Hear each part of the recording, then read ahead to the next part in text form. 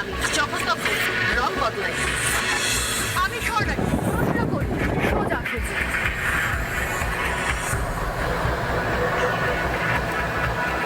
নমস্কার, কিছু রিপাবলিক বাংলার সঙ্গে রয়েছে আমি স্বর্ণালী, আর শুরু করছি সোজা সুজি। সোশ্যাল মিডিয়া ছেয়ে গেছে, সবাই মানুষ বলছেন, তার বাবা মায়েরা বলছেন তোমার মেয়ে লক্ষ্মীমন্ত নয়, নয় সরস্বতীও খালি। যদি বাঁচাতে চাও মেয়েকে তোমার, বানাও তবে কালী। কোনো বাবা মা চান না তার মেয়ে অভয়া হোক, কোনো প্রেমিক বা স্বামী চান না তার জীবন সঙ্গিনী অভয়া হোক। কিন্তু আমরা যা চাই তাই কি হয়? নিয়তির হাতে থাকে অনেক কিছু, যা মেনে নিতে হয়। আমরা বলি ভালো মন্দ যাহাই আসুক সত্যের এলাও সহজে, কিন্তু সবটা তো নিয়তির ওপর হয় না। কিছু কিছু জিনিস ইচ্ছাকৃত হয়, ঠান্ডা মাথায় বৃক্ষ কামিয়ে কারণ নিষ্পাপ শরীরটা ভেঙে চুড়ে কামড়ে আঁচড়ে যেমন ইচ্ছা শরীরের ওপর আক্রোশ খিদে মিটিয়ে নিষ্প্রাণ দেহটাকে ছুঁড়ে ফেলা যায়। সেটা কোনো সুস্থ মানুষ, কোনো বাবা মা মেনে নিতে পারে না।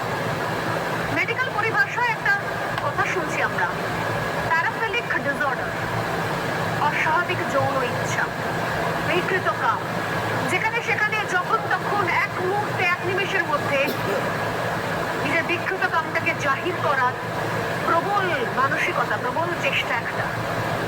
আমরা জানি না যে নেপথ্যে প্যারাফিলিক ডিসঅর্ডার রয়েছে কিনা, কারণ যে বিকৃত কামের নমুনা ওই অভয়ার মাথার চুল থেকে পায়ের নখ পর্যন্ত ছড়িয়ে ছিটিয়ে রয়েছে, যে বিকৃত কামের নমুনাটাকে কোথাও পুলিশ মুহূর্তের মধ্যে ক্লিন করতে চেয়েছে, সাফ করতে চেয়েছে, এবং যে বিকৃত কামের পোস্টমর্টেম রিপোর্টটা আজ পর্যন্ত সামনে আসতে পারেনি, তার নেপথ্যে কি আছে আমরা এখনো জানি না।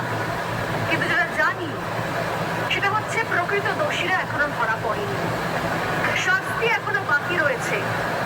অভয়া শুধুমাত্র একজন অভয়া নয়, আমাদের বাড়ির ঘরের প্রতিটা মেয়ে, পরবর্তী প্রজন্ম, প্রতিটা বাবা মা যারা স্বপ্ন দেখেন তার মেয়ে পড়াশোনা করবে, বড় হয়ে ডাক্তার হবে, ইঞ্জিনিয়ার হবে, সেই সমস্ত বাবা মাদের কাছে সেই অভয়া এখনো বলে যাচ্ছে, মা ওরা শাস্তি পাবে তো।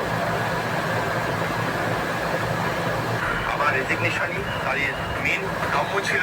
আমি যে কটূক্তি সহ্য করেছি, আমার ছোট্ট দুটো বাচ্চা যে সহ্য করছে, তাদের বাবা হিসাবে আমি লজ্জিত। আমি রেজিগনেশন দিয়ে গেলাম। বুঝিয়ে বলছি ঠিক আছে, আপনি তো ওখানে কাজ করতেন, আমরা আমাদের শরীরকে